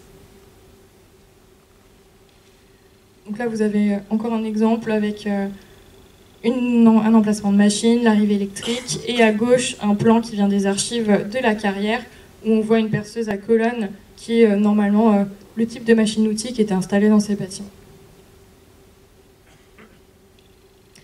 On a fait également un sondage à l'extérieur du bâtiment. L'objectif, c'était de voir s'il y avait des installations, parce que je vous ai montré sur la photographie avant, on voit les bâtiments, les halles, et entre, on voit des systèmes de stockage de moteurs d'avion. Donc on voulait voir si on trouvait des petites pièces de moteurs, est-ce qu'on trouvait des installations de stockage, est-ce qu'on arrivait à avoir des aménagements. Ce qu'on arrive à voir, c'est le réseau en lien avec le bâtiment, réseau d'évacuation d'eau, d'adduction d'eau, et une route, un espace carrossable en granit qui est aménagé entre deux bâtiments, entre deux halles de démontage de moteurs d'avion, qui devait éventuellement permettre de venir avec un camion pour décharger, recharger. Et au niveau de cette route, toujours en granit rose, on a découvert plein de petites pièces en aluminium, des petites pièces potentiellement de moteurs d'avion, que je vais vous montrer après. Donc voilà, typiquement, qu'est-ce qu'on retrouve? En 2022, on a trouvé cette petite plaque, alors, qui ne révolutionne pas l'archéologie, parce qu'on savait que c'était Junkers qui travaillait au sein de la carrière, mais jusqu'à maintenant, on n'avait pas de petits objets qui permettaient d'illustrer ça. Et donc cette petite plaque, elle a le logo Junkers, donc toujours ce petit bonhomme hélice, et elle devait se fixer sur un moteur d'avion. C'est ce qu'on voit là, c'est une photo du musée technique de Berlin qui conserve des moteurs Jumo 211, et on voit que la petite plaque, elle servait à identifier le moteur. D'autres éléments en lien avec le démontage de ces moteurs d'avion, là vous avez un engrenage, c'est un couple conique pour l'entraînement à l'intérieur d'un moteur. Donc on trouve dans ces halles de démontage de moteurs des petites pièces qui sont restées, et au fur et à mesure on va essayer d'étudier est-ce qu'on arrive à voir qu'est-ce qu'ils ont trié, qu'est-ce qui a été démonté, quel type de pièces on retrouve. Donc ça demande un gros travail d'identification de petites pièces métalliques qu'on ne connaît pas forcément, parce que jusqu'à maintenant l'équipe d'archéologues étudiait et identifiait des pièces de moteurs d'avion, c'est pas ce qu'on avait l'habitude. Toujours le lien aussi avec l'après-guerre. Donc ces halles, elles sont également utilisées après-guerre pour le centre de formation. Et on a retrouvé toute une série d'éléments en plastique qui ressemblent à du faux cuir avec des traces de découpe à l'intérieur de cette halle. Et ça, on pense que c'est potentiellement en lien avec l'atelier de cordonnerie pour le centre de formation. On est directement après-guerre, on manque de plein de matières premières. Et c'est une période où on va utiliser plein de matériaux un peu ersatz de remplacement. Et donc on pense que ces chutes de faux cuir, ça doit être aussi en lien avec les ateliers du centre pénitentiaire. Donc toujours double utilisation, et on voit toujours la réutilisation de ces bâtiments quand on fait nos fouilles. Dernier petit point, et après j'aurai terminé.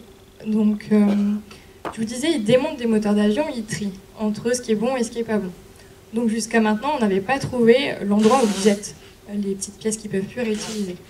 Et l'été dernier, en prospectant dans la pente, donc je vous ai montré que la carrière, on a un frontail, ça fait une terrasse, et ensuite on a une pente abrupte qui est composée en fait de remblais, de déblais qui viennent du frontail. Et dans cette pente, en contrebas de l'espace des halles, on est tombé sur un dépotoir qui est composé essentiellement de petites pièces de moteurs d'avion en lien avec l'activité qui a été faite par les déportés. Ce dépotoir, il est cité dans un témoignage qui est dans la compilation de l'essor, dans lequel on a plein de témoignages sur le Struthof, où un déporté parle d'une halle dans laquelle il est affecté au démontage de moteurs d'avion. Il dit « Je fus affecté à une halle prévue pour le déballage et l'emballage d'instruments de pièces mécaniques ». Et plus loin, dans son témoignage, il dit qu'ils font du sabotage, que des fois des pièces qu'ils auraient dû garder, en fait ils les jettent discrètement. Et surtout, il parle d'un tas de ferraille dans lequel ils vont lancer tout ce qu'ils peuvent plus utiliser. Et tas de ferraille, ça pourrait être le dépotoir qu'on a trouvé cet été. Vous voyez, éparse au sol, plein de morceaux en en aluminium, divers morceaux métalliques qui, comme ça, ont l'air d'être pas très intéressants. Et en fait, finalement, en regardant de près, c'est que des petits bouts de moteur d'avion et ça peut être vraiment identifié précisément. On est sûr que c'est des morceaux d'avion. Je vous en montre quelques-uns. D'abord le plan. Pour vous montrer que c'est très très concentré, donc plus c'est rouge foncé, plus il y a de pièces, et au total on a ramassé 600 objets dans le dépotoir. Dépotoir qui est vraiment en lien avec l'aéronautique, parce que je vous disais juste avant, à chaque fois quand on fouille, on a un mélange, on a des objets qui sont en lien avec la démolition des bâtiments, on a des choses des années 50 mélangées qui viennent du tourisme, on a un peu d'objets en vrac en lien avec l'électricité, des isolateurs électriques. Et là, dans ce dépotoir, on voit que c'est vraiment un ensemble qui est en lien avec le démontage des moteurs, parce que sur les 560 objets qu'il y a à l'intérieur, majoritairement, on arrive à les rattacher au domaine transport aéronautique, on arrive à les identifier comme des pièces de moteur d'avion. Et ceux qu'on n'arrive pas à identifier comme pièces de moteur d'avion, on les raccroche à la catégorie industrie, parce qu'on sait que c'est des objets industriels, mais on n'a pas encore réussi à savoir quelle pièce c'était dans le moteur d'avion. Donc ça vous montre vraiment que c'est un ensemble d'objets qui ont été jetés pendant le camp de concentration.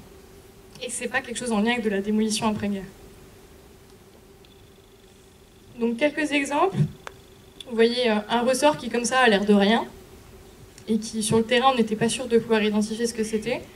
Finalement, en récupérant les instructions, les manuels des Jumo 211 au musée technique de Berlin, on se rend compte en fait que ça correspond exactement au niveau des dimensions au ressort de soupape sur les moteurs d'avion de Jumo 211.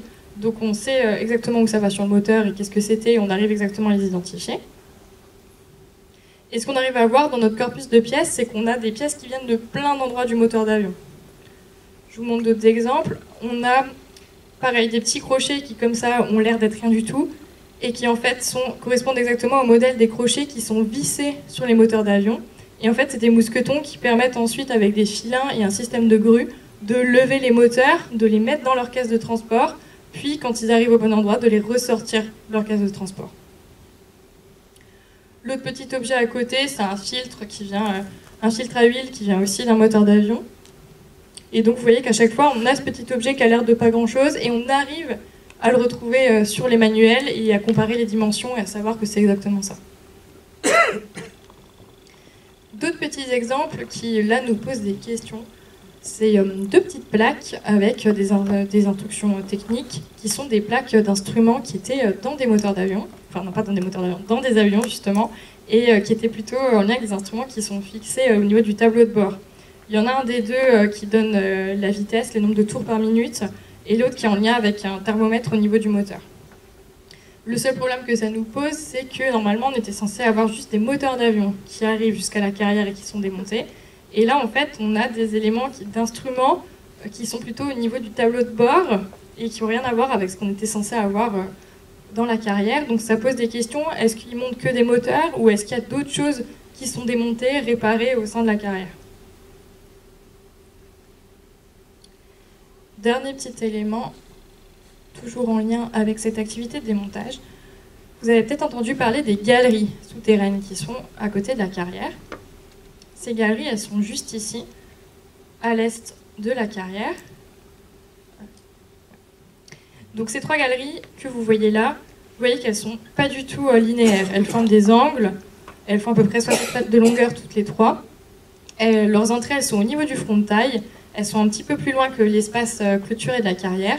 Et jusqu'à ce qu'on arrive en 2020 pour la prospection, il y avait plein de questions sur ces galeries. On savait qu'elles étaient en lien avec la carrière, et potentiellement plutôt avec le démontage des moteurs, mais on ne savait pas trop à quoi elles servaient, et qu'est-ce qu'elles faisaient ici, et quels étaient vraiment le lien entre ces galeries et l'atelier de démontage de moteurs d'avion. Donc équipés de casques, lampes de poche et de quoi faire de la topographie, on a déjà fait le dessin, les plans de ces galeries, parce que jusqu'à maintenant elles étaient positionnées sur des plans, mais on ne connaissait pas exactement leur longueur ni leur plan. Donc c'est là qu'on s'est vraiment rendu compte qu'elles n'étaient pas linéaires du tout, et que ça avait été creusé au plus rapide, et donc en enlevant la roche qui s'enlevait plus facilement, et c'est pour ça que ça a donné ces couloirs qui forment des angles et qui ne sont pas du tout linéaires. Et on a renseigné tout ce qu'on pouvait voir comme petit indice à l'intérieur. Vous avez les traces de marteaux perforateurs pour ensuite mettre les explosifs et creuser les tunnels. On a des restes de boisage à l'entrée des galeries. On a trouvé quelques petits objets, mais pas beaucoup. Et ensuite, on a fait une étude d'archives et on s'est rendu compte qu'en fait, ces galeries, elles correspondent à la période où on va cacher les espaces industriels des bombardements aériens. En fait, à partir de fin 43, début 44, il y a certains espaces industriels nazis qui vont être visés par des bombardements. On va essayer de détruire les espaces industriels. Et donc, ils vont chercher des endroits souterrains, soit déjà préexistants, des galeries de mines, des espaces, des autoroutes, des tunnels pour voitures ou pour le train, tous les espaces souterrains préexistants dans lesquels ils vont pouvoir déménager des espaces industriels ou en créer des nouveaux. Ici, au Struthof, on n'a pas d'endroit pour se cacher. On est au milieu de la montagne et c'est hyper repérable, la carrière avec toutes ces baraques au milieu de la montagne. Et donc, ils vont faire creuser 3 galeries souterraines qui étaient prévues pour cacher les espaces de démontage de moteurs d'avion à l'intérieur. Les seules choses où on a encore du mal à comprendre, c'est un peu flou, c'est est-ce que ça a vraiment servi ou pas. Pour l'instant, on a l'impression que ça n'a jamais été totalement terminé, que ça a été commencé, qu'ils ont commencé à les creuser, mais qu'ils n'ont pas terminé l'installation. Parce que normalement, dans ces espaces industriels, généralement, les parois, après, elles sont enduites à la chaux pour refléter la lumière. On ramène l'électricité. Et ici, on n'a aucune trace d'arrivée électrique. Ça semble avoir été commencé, pas terminé. Et peut-être qu'ils n'ont pas eu le temps de déplacer les ateliers à l'intérieur.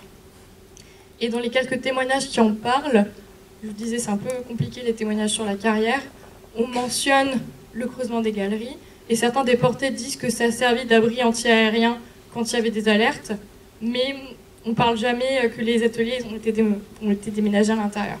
Donc ça reste encore un des points un peu flous, et ça vous montre toujours que les archives de la carrière, c'est toujours compliqué, que c'est un espace qui est industriel, qui est important, on fait de la production économique à l'intérieur, et pourtant on a du mal à savoir ce qui s'y passe vraiment, avec notamment l'exemple de la forge, où je ne peux toujours pas vous dire qu'est-ce qu'ils font à l'intérieur. Je sais que dans les halles, ils démontent des moteurs, on sait que dans la forge, ils font une activité de forge, mais pour faire quoi comme objet, je ne sais pas.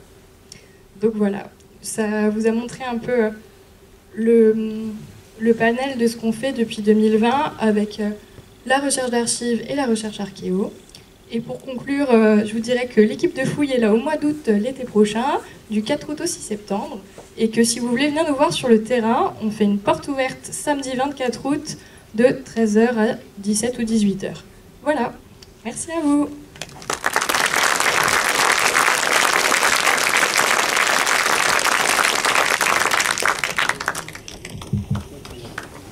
Merci beaucoup. D'abord, un grand bravo pour votre présentation. C'était organisé, structuré, limpide. On voit que vous êtes tenace, que rien ne vous échappe. Et qu'on va encore avoir plein de découvertes dans le futur. On va passer aux questions, mais si vous voulez bien, on va peut-être les organiser. Commencer d'abord par la carrière de granit et ensuite la partie nucléaire.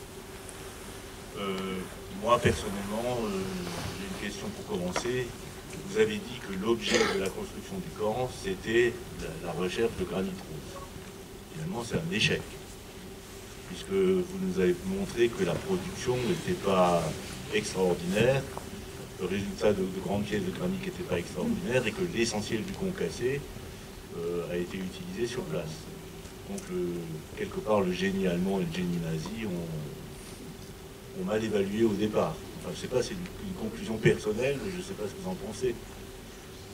Mais c'est encore un peu compliqué à évaluer parce que pour l'instant j'arrive à voir vraiment dans le camp où est-ce qu'ils l'utilisent et j'ai que des débuts d'indices pour l'utilisation à l'extérieur. Donc ça peut encore changer, on peut encore changer d'avis je pense, mais il va falloir voir ce que ça donne, les recherches avec les archives du château du Wewelsburg et les archives de la ville de Nuremberg, voir si on arrive à voir combien de blocs arrivent jusque là-bas. Peut-être que finalement on va se rendre compte qu'il y a beaucoup de choses qui sont quand même envoyées à Nuremberg et au château.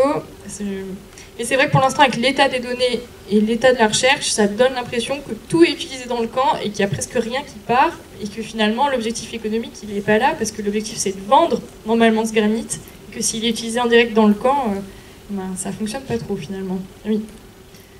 Ensuite, en réfléchissant un petit peu et en connaissant la vallée de la Bruche, on peut faire un parallèle aussi avec les carrières de Herschbach. Alors ma question est de savoir, est-ce que le camp de Schirmeck, proprement dit, on a envoyé des prisonniers travailler au camp de Herschbach, oui ou non? Ça, je sais pas. C'est quand même quelque part étonnant. il y a une fois que la carrière de Hervé Barre, je ne sais pas depuis quand elle est exploitée, ça m'est venu là en réfléchissant. Je suis désolé de vous embarrasser, mais... Ce que je sais juste, c'est que la DEST elle a une deuxième carrière, mais à Senon, ils ont une petite carrière de granit à Senon. Mais où il n'y a pas de déportés, c'est juste des civils. Dans les rapports de la DEST, ils disent que, je sais plus, je crois que c'est une trentaine de civils qui travaillent pour eux, mais ils n'envoient pas de déportés là-bas. Et c'est les deux seules carrières qui sont mentionnées pour la vallée de la Bruche pour la SS, quoi. Après... Et dans le résumé de la publication de l'Essor, là où il y a des témoignages, est-ce qu'on a beaucoup de témoignages de gens qui ont travaillé au départ, avant que le camp soit installé? Ou assez peu, parce que moi j'ai travaillé longtemps à la clinique Saint-Luc à Schirmeck comme Marc, et j'ai très souvent posé la question aux gens de Nazviller, de Neuvillers, de savoir s'ils savaient quelque chose sur le Shkoutov. Et la plupart du temps, la réponse était classique, non, c'est pas ici. On savait qu'il se passait des choses, mais on n'osait pas monter très haut. Mais apparemment, si les gens venaient travailler sur place, il aurait dû y avoir quand même le bouche à oreille qui a fonctionné. C'est un peu étonnant, ça. Je sais pas, Marc, je sais pas si... Oui, parce que là, dans le graphique que je vous ai montré, il y en a une centaine de civils au début, puis après il y en a une soixantaine, donc ça fait... si après on multiplie par le nombre de familles que ça touche, c'est vrai que forcément, s'il y a une centaine de civils qui montent à la carrière, ça veut dire qu'une grande partie de la vallée de la Bruche est au courant qu'il y a un camp et d'exploitation de granit. Dans l'Essor, il y a 2-3 éléments par rapport aux civils. Il y a quelques photos d'un civil qui monte avec un camion et qui est transporteur pour la carrière. Et il y a 2-3 petites choses, mais c'est pas très important. C'est surtout les témoignages de déportés, ou plutôt de civils, mais qui voyaient les déportés passer à Roto. Et par contre, l'aspect vraiment travail civil dans la carrière, c'est vraiment quelque chose qui a été mis de côté. Dans les témoignages, par contre, des procès, notamment du procès de Metz contre les gardiens du camp après-guerre, il y a des civils de la vallée de la Bruche qui témoignent, de Schirmeck, de Roto, je sais plus, enfin de plusieurs villages. Mais ils ont témoigné pour le procès, et après, on ne retrouve pas de traces ailleurs, comme s'ils ont témoigné une fois pour le procès, mais après, le récit n'a pas continué. Question? Si.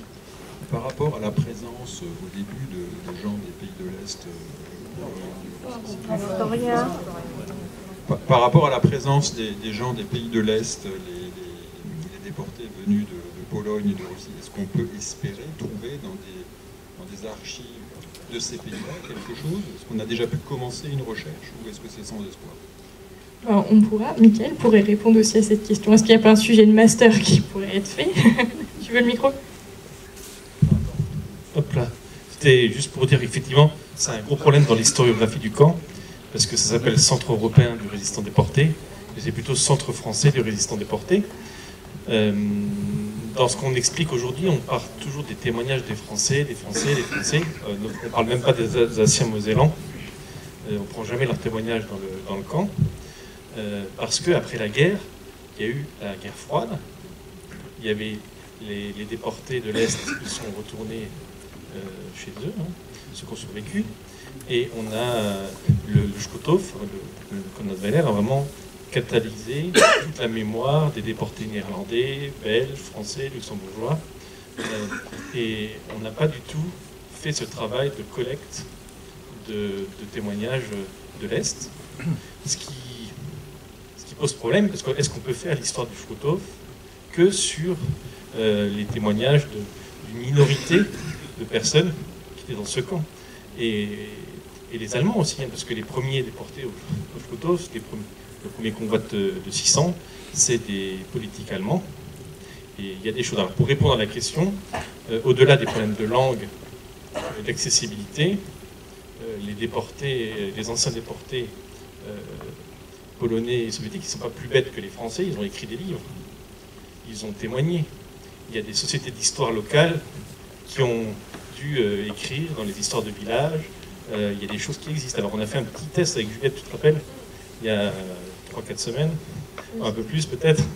On a été dans la Bibliothèque nationale de Varsovie, on a mis Natzweiler, et on est tombé sur des ouvrages, quelques-uns pour l'instant, d'anciens déportés qui ont écrit leur histoire au camp de Natzweiler. Donc il y a un potentiel énorme. Et aujourd'hui, il y a des survivants là-bas. parce que si vous prenez 52 000, donc 17 000 qui sont venus vraiment au camp de Natzweiler, la probabilité qu'il y ait des survivants, elle est plutôt là-bas qu'en France, puisqu'ils sont plus nombreux. Et ils étaient très jeunes aussi, beaucoup plus jeunes que bon, c'est peut-être un peu trop tard aujourd'hui, mais il y a des choses, c'est sur la Russie, bon, c'est fini, les recherches historiques en Russie, là on est parti pour plus pouvoir accéder à tout ça, mais effectivement c'est quelque chose, un pan énorme de l'histoire du camp qu'on n'a pas encore fait, qu'on n'a pas encore étudié. Et je répondrai aussi à la question du président, pardon. Il y a aussi une chape de plomb par rapport à la question précédente, par rapport aux civils, parce que aujourd'hui, je vais faire un petit peu de publicité pour Marie Dumora, que vous connaissez peut-être, qui est réalisatrice, qui a fait un film sur déjà un film sur Schirmeck, sur l'institut, sur un institut pour les jeunes il y a quelques années, qui réalise un film sur l'histoire du camp de Natzweiler et des gens de la vallée, des gens de Natzweiler, des gens de Neuwiller, et qui a commencé à recueillir auprès d'anciens des témoignages. On a par exemple M. Metzger, qui est toujours vivant, qui venait à la carrière avec son frère. Son frère travaillait dans la carrière avec les civils, qu'il y a encore des gens qui sont vivants parmi nous. Et il y a eu une chape de plomb, parce que avoir travaillé avec les Allemands, alors que les témoignages parlent de solidarité, que les gens apportaient de l'aide aux déportés. Il y a eu des amitiés qui sont nées aussi, après-guerre, pendant la guerre, d'échanges de documents, d'échanges de lettres, de nourriture, d'entraide. Donc c'est plus du positif que les déportés ont retranscrit de leurs échanges avec les habitants du secteur. Donc là c'est un peu tard, c'est sûr que maintenant, 80 ans plus tard, les plus jeunes ont la centaine d'années qui ont vécu ces événements, mais il y a encore des petites choses qu'on arrive à faire, et ce documentaire qui a déjà presque 2 ans que Marie a commencé à faire son travail, à l'occasion de le présenter, je pense, à Schirmeck dans les années à venir, permettra, ou ici, pourquoi pas, avec la réalisatrice. En tout cas, c'est un gros travail. Donc, en tout cas, c'est un appel aussi avec Juliette. Juliette avait fait un travail aussi avec l'université de collecte à Neuwiller et à Natzweiler il y a quelques années. C'est ça, on était venus à Natzweiler et à Neuwiller, et le but c'était de voir s'il restait des objets chez les gens en lien avec soit le camp de concentration, soit même aussi, je l'ai bien répété pendant toute la conférence, on s'intéresse aussi aux 2 camps d'après-guerre. Donc on cherche s'il reste des photos, des objets qui ont pu être faits par les déportés ou par les détenus d'après-guerre chez vous. Et on avait fait ça à Natzweiler et à Neuwiller avec la fac de Strasbourg. Et ça avait permis de prendre des documents en photo qui étaient chez des personnes et dont on ne connaissait pas l'existence. Donc, Mickaël refait un peu un appel, si jamais vous avez des choses chez vous. Si vous... Il y a quelques semaines, il y a quelqu'un qui est venu, on est en contact direct, qui a ramené une photographie d'un déporté norvégien. En fait, le déporté norvégien avait caché la photo de son mariage sur lui, et il l'a donnée à un civil pour la cacher. Et depuis 80 ans, cette photo est restée dans la famille. Et après-guerre, il y avait des liens d'amitié entre ce Norvégien qui a survécu à la guerre et un habitant, je crois, de Neuwiller, plutôt de Neuwiller, si je ne m'abuse. Et c'est une histoire extraordinaire, avec un document qui est toujours là. C'est une histoire super émouvante. Et des histoires comme ça, il y en a d'autres. Il y en a d'autres. Et vous en avez sûrement entendu parler dans vos familles, dans vos différents contacts. Et toujours dans les appels, je vous ai parlé des baraques qui ont été démontées et vendues après-guerre. Dans les choses qui font partie de nos recherches, on essaye de savoir qu'est-ce que sont devenues ces baraques qui ont été vendues par la commune de Natzweiler, qui sont parties un peu à droite à gauche.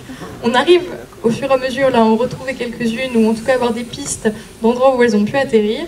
Mais si jamais vous avez des idées d'endroits où il y aurait pu avoir des baraques qui ont été utilisées, on est preneur. Voilà. Celle de Roto, monsieur le maire, on la connaît, bien sûr. Et avec tout le sauvetage loupé des années fin 80, début 90, pour différentes raisons. On va pas venir sur ça ce soir, en tout cas. Il y en a d'autres. Hein.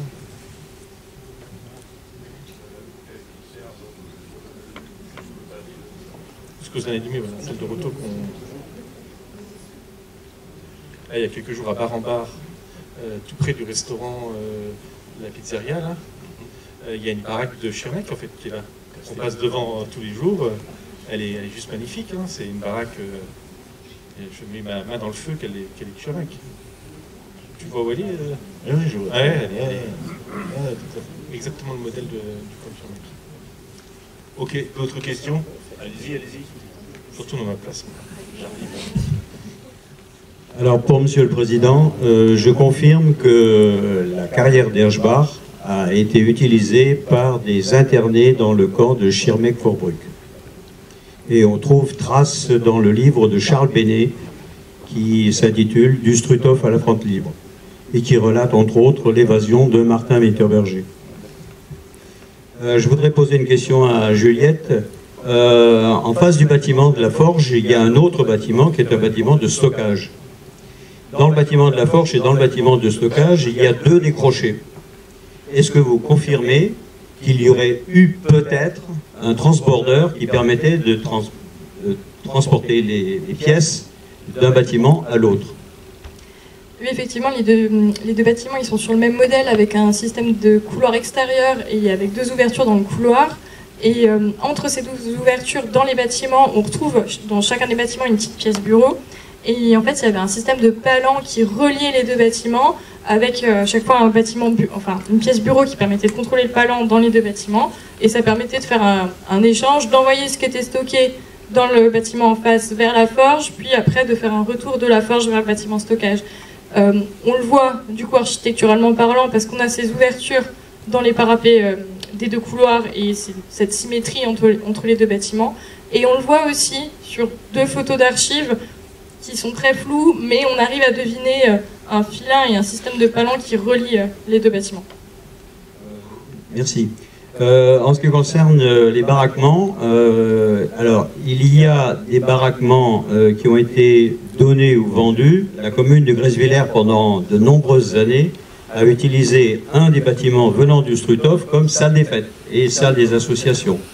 Je ne pense pas honnêtement que ce soit un bâtiment où étaient internés les déportés.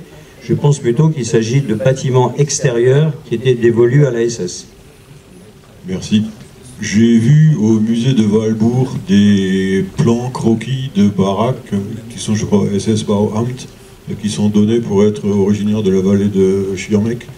Est-ce que vous en avez connaissance? Est-ce que c'était des plans de baraques du camp haut ou des halles de la forge? Alors, il me semble que c'est les plans des baraques, une partie du Struthof. Michael, vous aviez été au musée en sortie l'été. C'est les mêmes, non?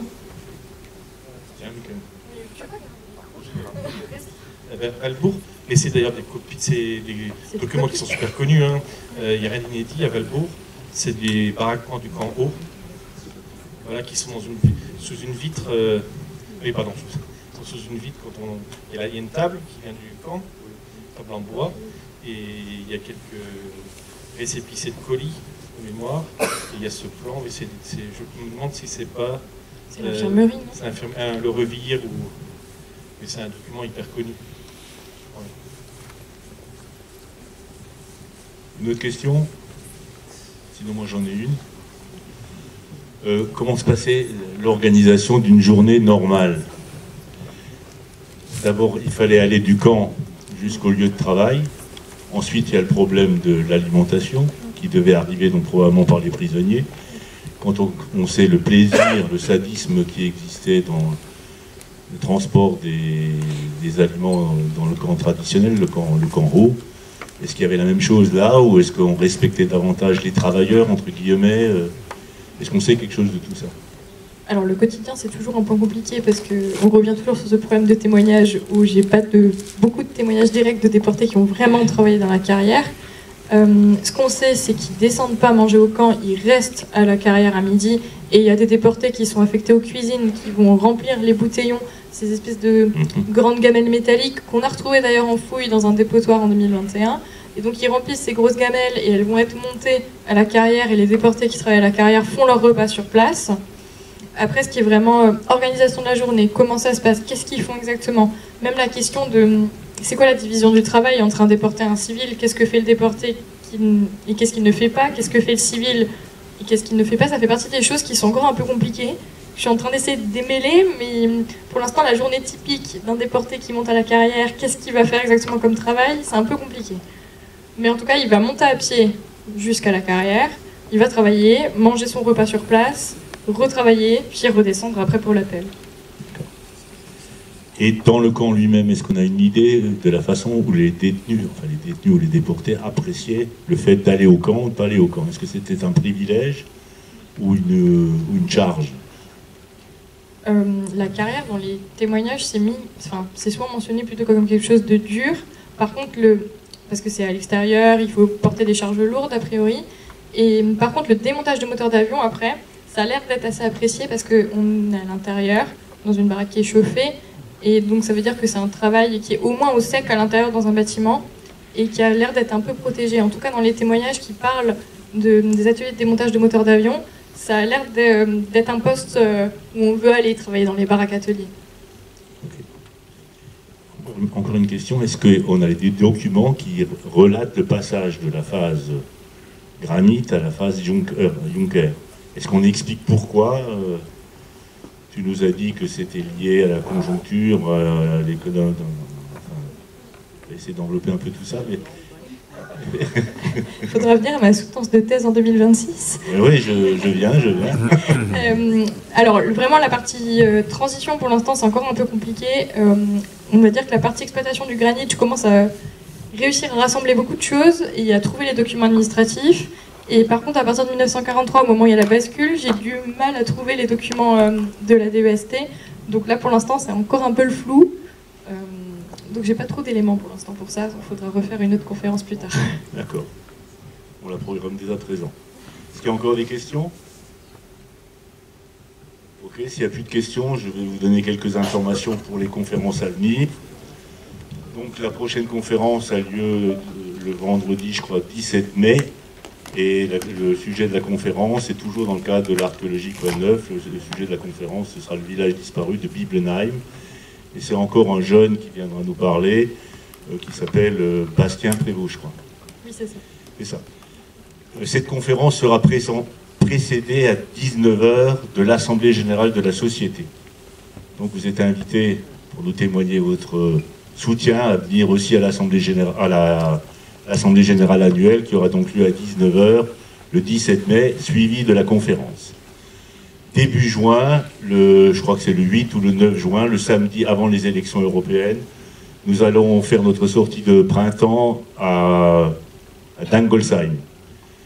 On va visiter le village de Dangolsheim, mais on va surtout voir la Madone de Dangolsheim. Vous savez qu'on a contribué à la réplique de cette Madone qui est maintenant à l'église, et Madame Demange et Madame Aurel, qui sont les deux principales personnes qui sont intervenues dans la réalisation de cette réplique, qui vient donc de la pièce originale au musée Bode de Berlin, nous expliqueront dans le détail comment on en est arrivé là. Donc vous êtes tous invités dès à présent à venir le samedi 8 juin à Dangolsheim. On vous enverra les détails par mail comme d'habitude. Pour l'automne, on va organiser tout un cycle de conférences autour du thème l'arrivée des troupes américaines et françaises dans le secteur de Molsheim. On va en profiter pour également éditer une brochure qui retrace tout ce qui s'est passé dans le secteur. On travaille déjà depuis quelques semaines et il y a de nombreux participants dans le groupe de travail, tous plus compétents les uns que les autres. Il y a Frédéric Naudufour qui collabore avec nous, Jean Bourcard, Alphonse Troster, Grégory, Bernard Bourg, Blanchard, etc. Donc on est déjà en train de travailler là-dessus.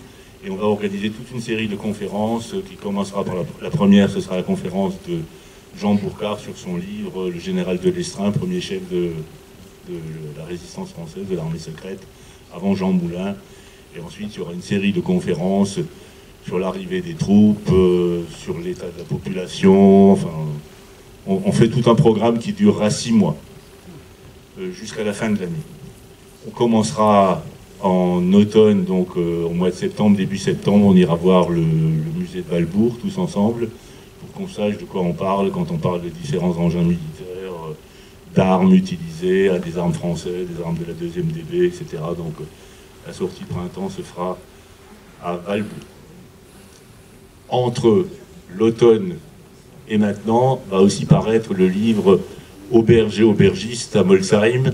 C'est un livre qu'a fait Freddy Wurmser, qui va donc sortir. Vous savez qu'à l'époque, on avait 47 bistrots à Molsheim. On va relater tout ça et on va organiser une série de présentations, certainement à la Metzig. Et on organisera aussi des visites guidées dans la ville pour montrer, rappeler à tous ceux qui habitaient Molsheim, ceux qui ont fait leurs études à Molsheim, ceux qui ont travaillé à Molsheim, où se situaient les différents bistrots, ce qui s'y passait, et les vies familiales qui se sont passées là, parce que le bistrot était quelque chose d'essentiel il y a encore 50 ans. Tout le monde se rappelle que les ouvriers touchaient à l'époque le salaire le 10 du mois, première avancée qu'on appelait chose, une deuxième chose le 20, et le salaire complet fin du mois. Et ils commençaient tous par utiliser leur salaire qui était versé de la main à la main en allant au bistrot, ce qui a fait la prospérité de beaucoup de bistrots. Et la plupart des femmes guettaient ce jour-là et à une heure donnée, elles se rendaient dans les restaurants pour ramener un peu d'ordre et ramener un peu d'argent à la maison. Tout ça sera relaté dans ce livre. Et vous êtes on ne sait pas encore quand il va apparaître. Il est parti à l'édition, il devrait arriver d'ici une quinzaine de jours, donc ça ne devrait pas tarder non plus. Mais vous serez informés par mail de tout ça. Donc après toutes ces informations, il me reste à remercier la conférencière en lui proposant 2 cadeaux.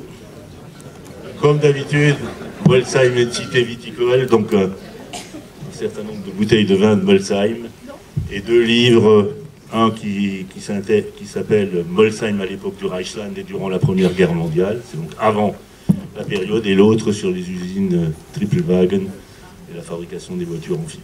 C'est bien d'en parler juste avant, plus. Merci beaucoup. Ben, merci à vous et je vous demande d'applaudir encore une fois chaleureusement.